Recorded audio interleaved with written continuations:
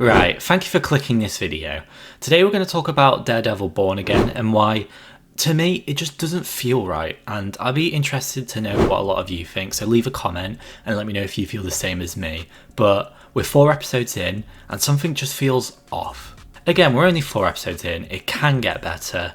I mean, I've just rewatched the first season of Daredevil and boy, that is really good. So maybe I'm comparing it to the original show, which I shouldn't be doing, but with this, you can't help but do that.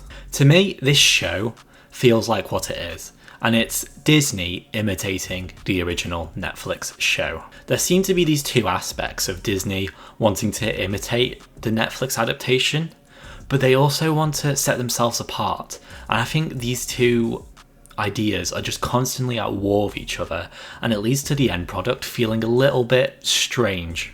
I mean, again, let me know what you think. There are so many important characters in this, and there's a lot to talk about, so let's just dive into it. First, I really want to talk about what I do like about the show. Because look, at the end of the day, the show's not all bad. There's no reason to be dramatic here. I've still enjoyed what they've put out so far. It's just some of it I've not enjoyed too much. For a start, I think Fisk's character is really interesting. I like seeing this political side of him. It feels very comic booky, him as the mayor, but I like that. And it fits this Marvel universe very well, I think. Of course, Fisk's actor, he's incredible, so it's brilliant to bring him back. And he brings something different to the role this time. I really enjoy watching Fisk's storyline. You almost see him have less power because he's the mayor, which is something really interesting. I think episode 4, which I've just watched, so I'm fresh off of that, but the whole episode is just him struggling to get things done because of legal processes. And watching Fisk try to do things legally and have power, but in a political sense, is really interesting. I really enjoy watching that. Not to forget some of the funny scenes. I mean, that scene where he's watching the children sing, that's got to be the most I've laughed this year. I thought that was so funny. Now for our next one. No. That's fine. Such talent, and again, you were wonderful. People are quite critical of Vanessa being this sort of mob boss, and I get that. At first it was a bit jarring for me, because of course she was an art dealer and she didn't seem to have much to do in that part of Fisk's life.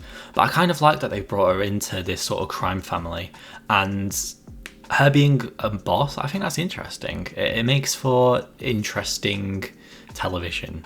And their sort of their relationship issues they have together, that's a really good idea too. I just don't know if couples therapy was the right idea for these two. Not that I disagree with couples therapy, and I think everyone should get therapy, but if we consider how therapy should be depicted in television, I look at The Sopranos. It says with pulp. I like the one that says some pulp. And ironically, Fisk is a very similar character to Tony Soprano. And when Tony Soprano goes to therapy, he does open up, but it takes him a while. You know, he rejects it at first. He spends a lot of time complaining about other people who go to therapy.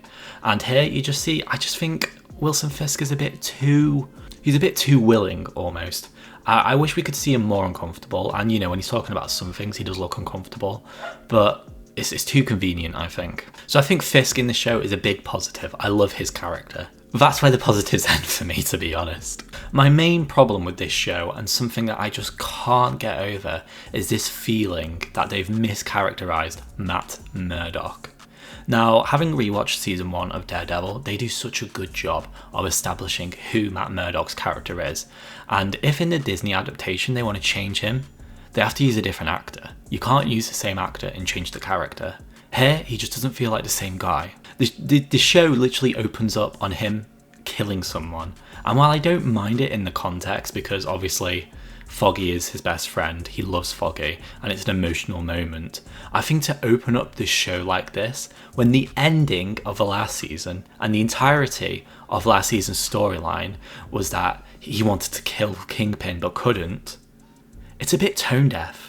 And it just completely ignores and almost retcons the entirety of season 3 of Daredevil, which is one of my favourite seasons of TV ever. Kill me! No! God knows I want you, but you don't get to destroy who I am. You will go back to prison, and you will live the rest of your miserable life in a cage. So that was a fucking lie. Again, I don't mind them killing Foggy, but at least do it at the end of the episode. To open up the whole series like that, It felt tone deaf. And not to mention, I feel bad for Foggy and Karen. It feels like they were cut out of the show to make room for these new characters that Disney want to introduce.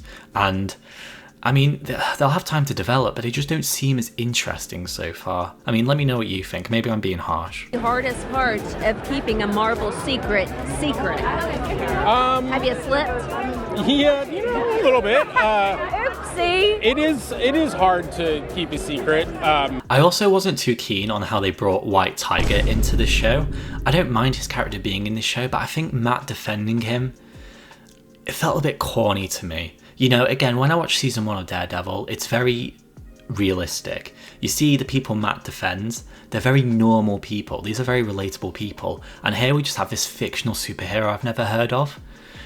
And I didn't find it compelling. The storyline wasn't interesting to me. Not to mention they just kill him off anyway, but... And also, it feels like this was already done.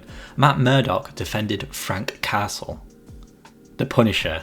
So this storyline's already been done, and that one was way more compelling. And again, this leads to another fact that is upsetting me. And they did the same with She-Hulk with the courtroom scenes. Everything's too rushed. This court scene is too rushed. Everything's done too fast. I think in season 2 of Daredevil, I'll need to go and watch back, but I remember Frank Castle's trial lasting a lot longer. Everything is just done in one episode. One thing that really annoyed me about the first episode was when Kingpin said that he wanted to become mayor, and I thought this is a great storyline. Season 1, Kingpin is going to become the mayor, and we're gonna see everything he does, all the political boundaries he jumps to convince people to vote for him. And then maybe season 2, he's the mayor, and we see everything he does. This for me was a clear story progression. No, by the end of episode 1, he is the mayor. I'm not joking. He literally says he wants to run for mayor, and the next time we see him, he's already the mayor. Do you know how much story we missed there? Everything is so rushed, and this sums up Disney perfectly in its current state, especially with the Marvel universe. Take your time. They already have a season 2 of this planned, they're already filming it. You're telling me they couldn't have just slowed it down a bit? I mean, pacing is so important, and they just completely botched it in this show. That's something I'm really passionate about. I think one thing I do want to mention as well is Catholicism and how important it is to Matt Murdoch's character. I don't feel like it's been included enough, if at all, in this new show. I mean, maybe I've completely forgotten if they have included it, but there's so much references to Catholicism and Matt Murdoch's Daredevil's inner turmoil. None of that is here. His best friend has died, and we haven't seen him talk to his god about that. That seems a bit strange to me. I mean, we're not seeing him grieve much. I know that's part of the character, but it feels like it's something that Matt would turn back to religion for, especially if he was willing to give up the suit. No? Am I wrong there? But yeah, overall, those are my thoughts on the show. Again, we're only 4 episodes in, so maybe I'm being harsh, and I am super pessimistic. I'm going to try and be more optimistic. I do think there is room for improvement.